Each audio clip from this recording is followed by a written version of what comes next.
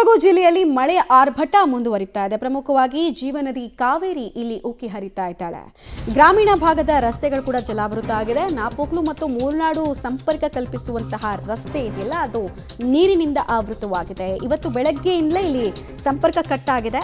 ನಾಪೋಕ್ಲು ಮತ್ತೆ ಮೂರ್ನಾಡು ಮಧ್ಯೆ ಅನ್ನೋದ್ರ ಡೀಟೇಲ್ಸ್ ಸಿಗ್ತಾ ಇದೆ. ಕೊಟ್ಟಮುಡಿ ಜಂಕ್ಷನ್ ಬಳಿ ಕಟ್ಟಡ ಒಂದು ಮುಳುಗಡೆ ಆಗಿದೆ. ಗ್ರಾಮೀಣ ಭಾಗದ ಜನರ ಜೀವನ ಅಸ್ತವ್ಯಸ್ತವಾಗಿದೆ.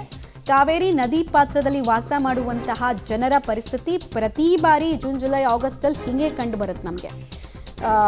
ಕೆಲ ಕಡೆಗಳಲ್ಲಿ ಕೇವಲ ರಸ್ತೆಗಳು ಮಾತ್ರ ಆವೃತ ಆದರೆ, ಇನ್ನೂ ಕೆಲ ಕಡೆಗಳಲ್ಲಿ ಬರೆ ಕುಸಿಯೋದು, ಅಂದರೆ ಗುಡ್ಡ ಕುಸಿತ ಆಗೋದು, ಇದೆಲ್ಲವನ್ನು ಕೂಡ ಆ ಭಾಗದ ಜನ ನೋಡಬೇಕಾಗಿ ಬರ್ತಾ ಇದೆ.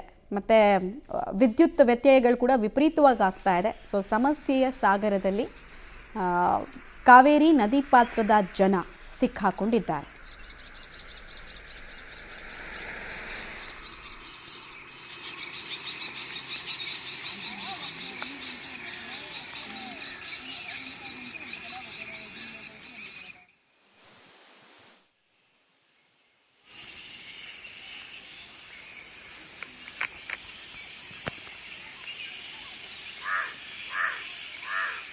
ನಾಪೋಕ್ಲು ಮತ್ತು ಮೂರ್ನಾಡು ಸಂಪರ್ಕ ಕಡಿತ ಆಗಿರೋದ್ರ ಡೀಟೇಲ್ಸ್ ನಾವು ಕೊಡ್ತಾ ಇದ್ವಿ. ಕಾವೇರಿ ಕೊಳ್ಳದಲ್ಲೆಲ್ಲ ಮಳೆ ಆದಾಗ ಪ್ರತಿ ಬಾರಿ ಕೂಡ ಈ ಗ್ರಾಮಗಳಿಗೆ ಇದೇ ಪರಿಸ್ಥಿತಿ.